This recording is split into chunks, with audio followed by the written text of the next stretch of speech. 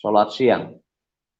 Waktu selesai sholat, kemudian saya pernah mendengar katanya Tuhan orang Kristen adalah Tuhan yang menyembuhkan, Tuhan yang bikin mujizat. Banyak orang sakit disembuhkan. Nah, pada waktu itu saya berdoa begini, kalau betul engkau Tuhan orang Kristen, Tuhan yang sanggup menyembuhkan, maka sembuhkan saya, maka saya akan menjadi orang percaya kepadamu.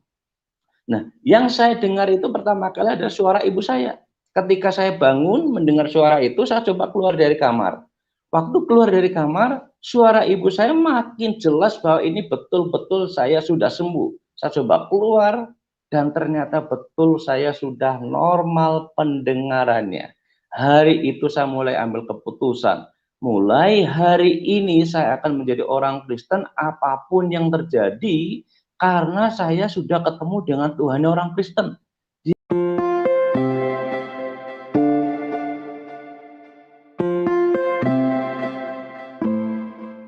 Baik, terima kasih buat kesempatan pada sore hari ini kepada Mas Leo, terutama juga kepada Tuhan Yesus Kristus yang memberikan kekuatan, kesehatan, sehingga saya juga diberikan kesempatan untuk berbagi bagaimana Tuhan menolong saya.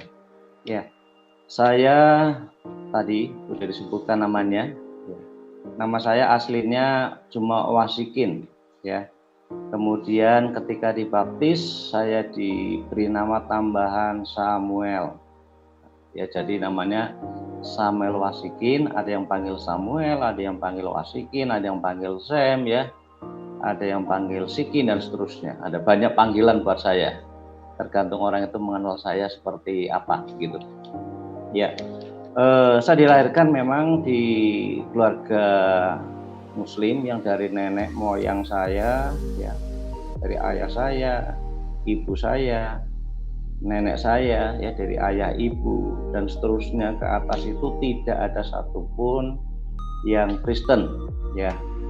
Saya yang pertama kali menjadi orang Kristen. Saya dilahirkan di daerah Gandrung Mangu, ya, di daerah Cilacap sana. Saya pernah mendengar tentang kekristenan itu justru dari nenek saya pertama kali, ya. Nenek saya dulu nenek perempuan, ya, bukan kakek tapi ini nenek saya pernah tinggal di Surabaya. Mereka rupanya bergaul banyak dengan orang Kristen dulu sebelum pulang ke tempat saya di Gandrung sana. Suatu saat dia cerita bagaimana tentang kebaikan-kebaikan orang Kristen yang pernah diceritakannya.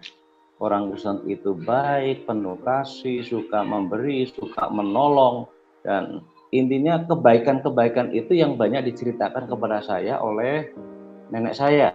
Ya, mudah mengampuni, ya, tidak balas dendam, ya, penuh dengan kasih, seterusnya. Ceritanya bagus-bagus sekali. Itu yang dia bawa dari Surabaya ke kampung saya. Nah, suatu saat saya ini biasa, saya punya adik laki-laki, ya. Biasa laki-laki sama laki-laki biasa berkelahi, kira-kira begitu, ya. Dan setiap kali ada permainan apapun juga mainannya, modelnya, bentuknya, dan saya selalu menang dengan adik saya, ya. Adik saya selisih 3 tahun, ya. Nah, setiap kali adik saya ngalah, setiap kali adik saya kalah itu selalu marah-marah dan seterusnya, ya. Nah, suatu saat adik saya mungkin saking marah besarnya dia ambil parang, ya, golok gitu kira-kira. Dia mau kejar saya dan ayah ibu saya berkata, kamu yang gede nggak boleh balas, ya, kamu harus mengalah dan seterusnya. Kemudian, ya, bersyukurnya adik saya tidak melakukan pemukulan dengan parang atau tadi apa namanya ini, kalau orang Maluku bilang peda, parang, ya. Dan sejak hari itu saya pernah berpikir, suatu pagi hari, ya, saya ingat pagi hari itu saya sedang berdiri di hadapan rumah saya, lalu saya menghadap ke utara. Saya ingat sekali, mungkin waktu itu kira-kira kelas 3 atau kelas 4 SD kira-kira gitu, ya. Saya ingat pesan nenek saya tadi. jangan pernah membalas, jangan pernah membalas, dan terus kata-kata itu ingat sekali. Suatu saat pas sedang saya berdiri itu, saya berpikir bahwa kalau saya tidak boleh membalas, saya harus penuh dengan kasih, saya harus mengampuni dan seterusnya. Saya berpikir pada waktu itu, merasa bahwa saya ini sosoknya jadi orang Kristen. Itu kata-kata itu teringat justru ketika saya sudah menjadi orang Kristen. Ya, menjadi orang Kristen. Lalu cerita singkatnya begini, saya menjadi Kristennya. Suatu saat di akhir tahun 87, saya ini sudah mengalami tanda-tanda sakit. Ya, sakitnya tidak seperti kebanyakan orang. Saya sakitnya adalah sakit pendengaran yang makin hari makin menurun, bahkan sampai akhirnya akhir tahun 87 itu saya benar-benar tidak bisa mendengar orang lain berbicara, alias tuli. Nah, dalam kondisi tuli itu yang saya rasakan adalah ada perasaan malu, marah, dan seterusnya, merasa minder, tidak bisa bergaul dengan orang lain. Karena ketika saya harus bergaul dengan orang lain, nanti kalau orang lain ngomong saya tidak bisa mendengarnya, pasti dia akan marah, dianggap saya cuek, acuh tak acuh, karena memang saya benar-benar dalam kondisi tidak bisa mendengar pada waktu itu. Ya, dan itu terus berlanjut. Nah, setiap kali saya berbicara dengan ibu saya, dengan adik-adik saya, dengan bapak saya, itu hanya sekali waktu kalau berhadapan. Kalau berhadapan saya bisa memperhatikan gerak mulutnya. Ini bapak saya ngomong apa, ibu saya ngomong apa, adik saya ngomong apa, dan seterusnya. Saya mengerti, baru kemudian saya bisa membalas perkataan itu, ya, perkataan itu. Dan itu membuat saya menjadi orang yang tersiksa, ya, tersiksa sekali sebagai anak muda mengalami yang namanya tuli. Saya dari kecil normal, ya, dari kecil normal. Tahun 87 itulah akhir itu membuat saya merasa ada sesuatu yang membuat saya jadi minder, yaitu karena ada mengalami sakit tuli. Nah, ibu saya mencoba berbagai macam cara untuk bisa menyembuhkan. Ya, di kampung saya ini hidup di kampung. Dulu kalau orang kampung pasti berobatnya ke dukun-dukun, ya, apalagi di tempat saya itu jauh dari klinik, ya, jauh dari yang namanya dokter THT, ya. Yang ada adalah pengobatan tradisional dari dukun satu ke dukun yang lain, kira-kira gitu. Dan tidak ada satupun yang bisa menolong saya untuk menyembuhkan, membuat telinga saya jadi baik, ya, tidak bisa. Ibu saya sudah mengusahakan berbagai macam cara. Salah satu cara yang dibuat oleh ibu saya adalah setiap pagi ibu saya akan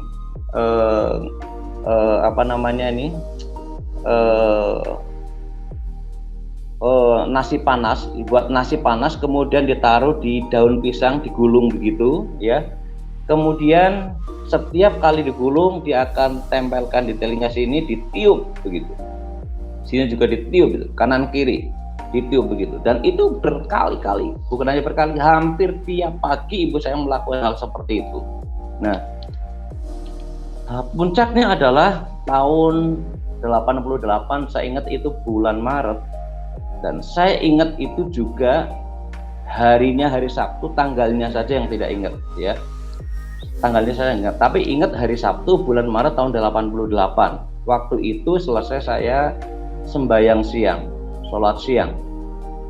Waktu selesai sholat, kemudian saya pernah mendengar katanya Tuhan orang Kristen adalah Tuhan yang menyembuhkan, Tuhan yang bikin mujizat, banyak orang sakit disembuhkan. Nah, pada waktu itu saya berdoa begini, kalau betul Engkau Tuhan orang Kristen, Tuhan yang sanggup menyembuhkan, maka sembuhkan saya, maka saya akan menjadi orang percaya kepadamu. Nah, selesai berdoa begitu, saya tidur siang, ya, tidur siang. Waktu dalam kondisi tidur itulah kemudian saya bermimpi, mungkin ini sekarang istilahnya vision kali, ya. Nah, bermimpi itu ketemu dengan banyak orang, kemudian termasuk itu dukun-dukun yang memberikan pengobatan kepada saya. Tetapi juga ada wajah yang lebih tinggi, wajahnya samar-samar, tidak jelas, samar-samar, tapi suaranya sangat jelas sekali. Dia ngomong begini sama saya, "Aku Yesus yang sembuhkan kamu." Lalu telinga kanan saya ini ditiup. Waktu ditiup saya kaget dan terbangun. Dan waktu terbangun saya sudah sembuh. Yang pertama kali saya dengar suara adalah suara dari ibu saya, ya. Dulu di kampung saya kalau siang hari begitu dalam kondisi panas begitu, di samping rumah saya itu biasa tempat untuk ngumpul ibu-ibu, ada bude saya, ya, ada bibi saya, ada beberapa teman, terus kemudian ibu saya juga di situ ngumpul. Biasanya yang rumpi sambil petan, itu artinya petan itu artinya nyari kutu di kepala sini, ya, biasanya bergantian begitu sambil ngomong banyak kali. Nah, yang saya dengar itu pertama kali adalah suara ibu saya. Ketika saya bangun mendengar suara itu, saya coba keluar dari kamar. Waktu keluar dari kamar, suara ibu saya makin jelas bahwa ini betul-betul saya sudah sembuh. Saya coba keluar dan ternyata betul saya sudah normal pendengarannya. Hari itu saya mulai ambil keputusan. Mulai hari ini saya akan menjadi orang Kristen apapun yang terjadi, karena saya sudah ketemu dengan Tuhan orang Kristen. Dia yang sembuhkan saya. Hari itu saya ambil keputusan seperti itu. Nah, keputusan menjadi orang Kristen karena sudah ketemu dengan Tuhannya orang Kristen. Nah, sejak hari itu saya mencoba memutuskan setiap hari Minggu saya pergi ke gereja. Dan setiap kali saya berangkat ke gereja, ada orang tanya mau kemana? Oh, mau ke pasar, saya bilang gitu, ya.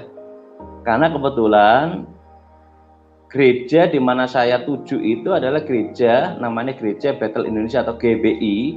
Itu waktu itu dekat di pasar, ya, kira-kira 50 meter, ya, sekitar 50 atau 75 meter. Itu dari pasar dekat sekali. Jadi setiap kali saya ditanya mau kemana, saya mau ke pasar. Jadi saya tidak berani terang-terangan menyebut bahwa saya akan ke gereja, ya. Tetapi dengan kondisi yang makin terus beribadah, setiap minggu pergi, orang lama-lama curiga. Kenapa anak ini pergi setiap hari Minggu dan rapi, ya. Tapi kok setiap hari Minggu ke pasar, apa betul ke pasar? Nah, suatu saat saya pulang, suatu saat saya akan mendengar khotbah di gereja, ya. Biasanya di gereja saya ada tamu, tapi pada waktu itu kelihatannya pendeta saya yang khotbah. Salah satunya adalah khotbah yang saya kutip aja, ya, di dalam Lukas pasal yang ke-9 ayat yang ke-26. Ya, saya akan kutip saja, demikian bunyinya. Nah, dikatakan begini, ya. Sebab barang siapa malu karena aku dan karena perkataanku, anak manusia juga akan malu karena orang itu, apabila ia datang kelak dalam kemuliaannya dan dalam kemuliaan Bapa dan malaikat-malaikatnya, ya. Jadi ayat ini ditekankan berulang-ulang, kalau kamu malu mengakui aku di hadapan manusia, maka suatu saat aku juga akan malu mengakui kamu di hadapan Bapa. Dan itu terngiang-ngiang jelas sekali khotbah itu. Kalau kamu malu mengakui aku, maka nanti aku juga akan malu mengakui kamu di hadapan Bapa. Dan itu terngiang-ngiang terus sampai pulang mau masuk kampung, ya. Waktu saya mau masuk kampung itu di tempat saya itu ada namanya, tempat saya namanya menyebutnya bruk itu kayak jembatan kecil lah, korong-korong kecil masuk begitu, ya. Di situ ada, saya nyebutnya kepala dusun. Dan dia tanya pada waktu itu, kamu dari mana? Baru kemudian saya teringat tadi, kalau kamu mengakui aku, kalau kamu malu mengaku aku di hadapan manusia, maka aku juga akan malu mengakui kamu di hadapan Bapa. Dan spontan hari itu saya berkata, saya dari gereja. Nah, ketika saya ngomong dari gereja, langsung orang ini pergi. Nah, sejak saat itulah heboh di kampung saya, ya. Ya, paling kena dampaknya adalah orang tua saya, ayah ibu saya. Dibully habis-habisan, istilah sekarang dibully ya, dicaci maki nggak karu-karuan. Ini orang tua tidak tahu mendidik anak, kenapa anaknya jadi murtad ya, kenapa pendidikannya tidak bagus, anak murtad didiamin dan seterusnya ya. Dan banyak caci maki dan kata-kata yang menurut saya tidak baik lah ditujukan kepada ayah ibu saya. Tapi kemudian saya berkata sama ayah ibu saya begini, Bapak Ibu, saya ini udah dewasa. Saya punya hak untuk memutuskan saya mau mengikut agama yang mana. Saya mau Kristen, mau Islam, mau Konghucu dan seterusnya. Tapi saya punya hak untuk memutuskan ini dan saya mengambil keputusan saya jadi Kristen. Dah, titik. Nah, ayah ibu saya mengerti ketika saya bicara tentang keputusan saya yang harus ambil itu. Tapi nenek saya juga nggak bisa terima ya. Nenek saya terus berkali-kali membujuk saya untuk kembali ke Muslim pada waktu itu. Dia berkata, sudahlah kamu tetap ikuti yang mayoritas. Supaya apa? Supaya baik-baik saja, keluarga baik-baik, dengan masyarakat baik-baik. Tapi waktu itu saya berkata, tidak, saya akan jadi orang Kristen. Sudah, titik. Apapun yang terjadi, saya akan menjadi orang Kristen. Karena saya sudah ketemu dengan orang Kristen. Dan itu yang menarik buat saya.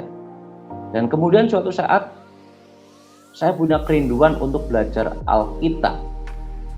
Saya berdoa kepada Tuhan. Setelah saya berdoa, kemudian saya ngomong sama ayah ibu saya.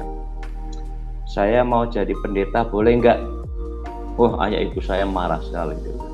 Kamu jadi pendeta nih, nanti kamu mau makan apa? Ya.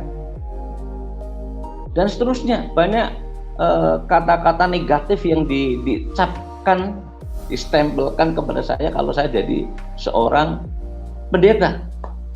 Tapi saya memutuskan, tapi apapun juga saya harus belajar Alkitab, saya bilang gitu. Jadi izinkan saya belajar. Kemudian dengan terpaksa dia harus mengizinkan saya harus belajar. Ya, dia tidak bisa mencegah saya untuk belajar Alkitab. Nah, kemudian saya belajar Alkitab. Saya sebelum masuk ke sekolah Alkitab saya dites dulu ya. Ada beberapa teman saya yang sudah bergereja, kemudian ada sekitar 4 orang ya, 4 orang atau berapa orang? 4, seingat saya ada 4 termasuk saya. Dites, artinya diadakan pembinaan pelajaran Alkitab, kemudian sebelum berangkat dites semuanya. Ketika dites ternyata saya nilainya paling tinggi dari teman-teman saya ya. Ini anugerah Tuhan buat saya. Kemudian saya berangkat ke Salatiga, masuk di Pondok Seminari Pesat di sana. Dan di sanalah saya mulai bertumbuh dalam pengenalan akan Tuhan. Saya mengalami perkara-perkara supranatural, kerohanian saya terbina, saya makin hari makin bertumbuh, ditolong oleh orang-orang yang luar biasa menolong saya. Ya, sampai kemudian akhirnya ketika sekolah saya diberikan kesempatan untuk merintis jemaat. Yang merintis jemaat. Akhirnya dengan pertolongan Tuhan, saya dengan tim, ya saya 2 orang, ya, dengan teman saya merintis jemaat.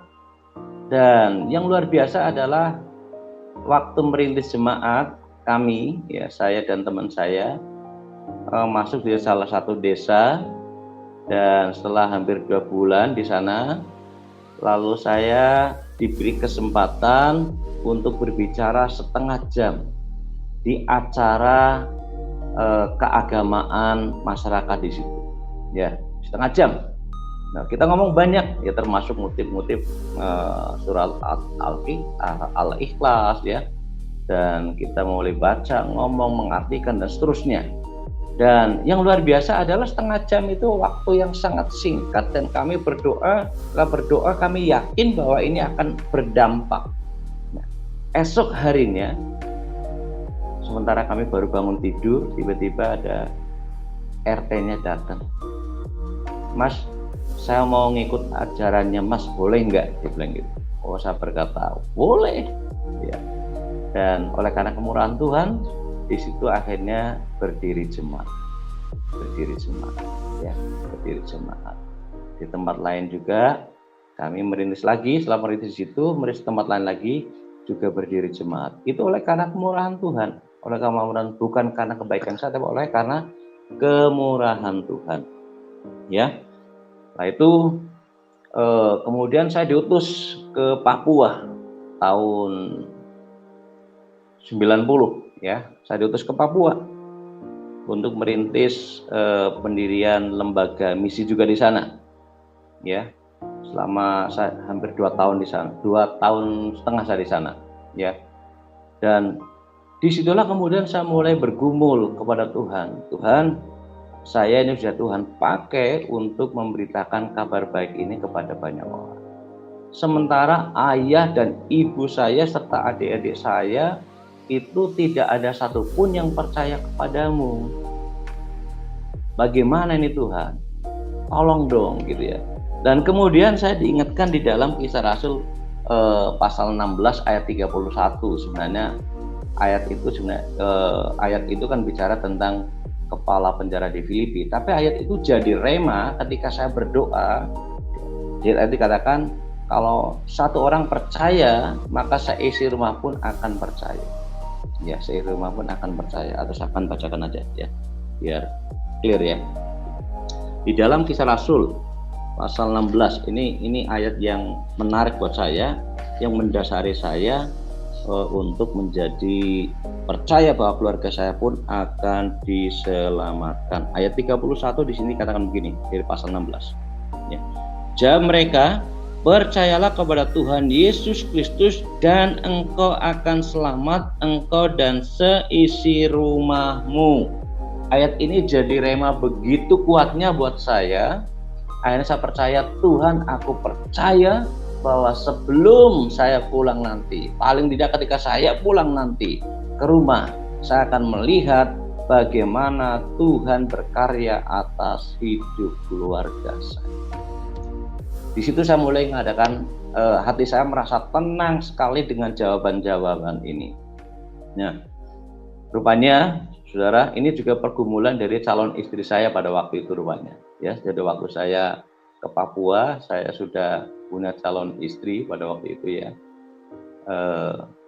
Kemudian dia pernah ke rumah juga. Waktu ke rumah, calon istri ini yang masih pacar pada waktu itu, dia berdoa begini, saya tuh nggak mau nikah kalau orang tuanya belum jadi Kristen, begitu ya.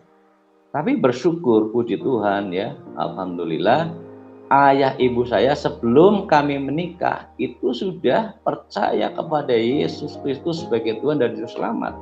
Dan ayah saya tanya waktu itu kepada ayah saya baru saja meninggal ya, akhir tahun kemarin tanggal 31 Desember tahun kemarin ini ya. Saya tanya, bagaimana Bapak bisa percaya? Saya bilang gitu. Saya tuh mengalami perjumpaan pribadi dengan Yesus. Dan itu yang membuat saya percaya bahwa di dalam kekristenan itu ada keselamatan yang pasti. Jadi saya percaya karena saya mengalami perjumpaan pribadi dengan Yesus juga. Dan saya berkata, puji Tuhan, haleluya.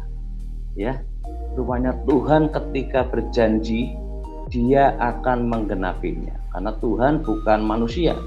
Setiap kali Allah berfirman, Dia pasti akan menggenapinya. Nah, firman itu apa? Firman yang dijanjikan kepada saya pada waktu saya di Papua, bahwa satu orang selamat, seisi rumahmu juga akan diselamatkan. Puji Tuhan, haleluya ya. Dan saya senang sekali. Ayah ibu saya akhirnya percaya kepada Yesus Kristus sebagai Tuhan dan Juru Selamat. Ya, itu luar biasa.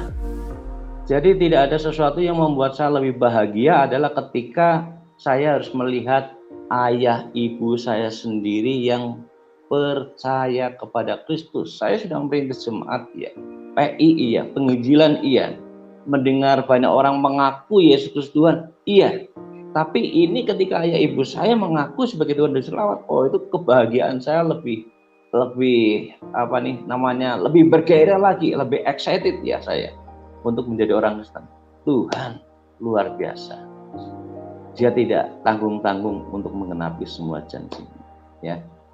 Dan oleh karena kemurahan Tuhan juga saya bisa akhirnya pelayanan. Selain ke Papua, saya pernah tinggal di Maluku Utara selama 5 tahun. Di sana juga melakukan hal yang sama, pemberitaan firman Tuhan kepada banyak orang, saudara-saudara yang belum percaya, ya. Lalu dari sana sebelum kerusuhan kira-kira tahun 98, ya, saya sudah akhirnya pindah ke Tomohon. Saya pindah di Tomohon. Di Tomohon saya juga 5 tahun. Di sana saya terlibat di penggembalaan di gereja GB Tomohon juga. Waktu itu pendetanya adalah Pak Yeheskel Kiyuk. Saya diangkat menjadi youth pastornya di sana, ya. Dan dari sana waktu itu saya ambil keputusan, Tuhan, saya harus meneruskan jadi gembala sidang atau saya harus tetap dalam konteks yang seperti ini. Dalam pergumulan panjang, Tuhan berkata, kamu belum selesai, kamu akan pulang ke Salatiga. Saya sampaikan pada istri, kita siap-siap pulang. Istri saya nggak percaya kalau saya harus pulang ke Salatiga. Katakan, tunggu saja, kita akan kembali ke Salatiga.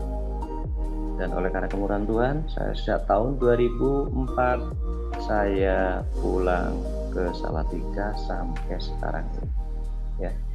Jadi ini perjalanan ketika saya bertobat sampai hari ini, ya. Saya berharap agar semua orang yang percaya kepada Yesus Kristus Tuhan itu bukan hanya mendengar dari kata orang, ya, tapi semua orang kalau bisa mengalami perjumpaan pribadi dengan Tuhan. Entah bagaimanapun caranya Tuhan menyatakan diri kepada saudara dan saya, ya. Tapi itu akan membuat saudara dan saya lebih kuat menjadi orang Kristen, ya. Pernah kecewa jadi orang Kristen? Pernah, saya pernah kecewa juga jadi orang Kristen, ya. Kenapa? Karena melihat sesuatu yang tidak ideal. Yang tidak idealnya di mana?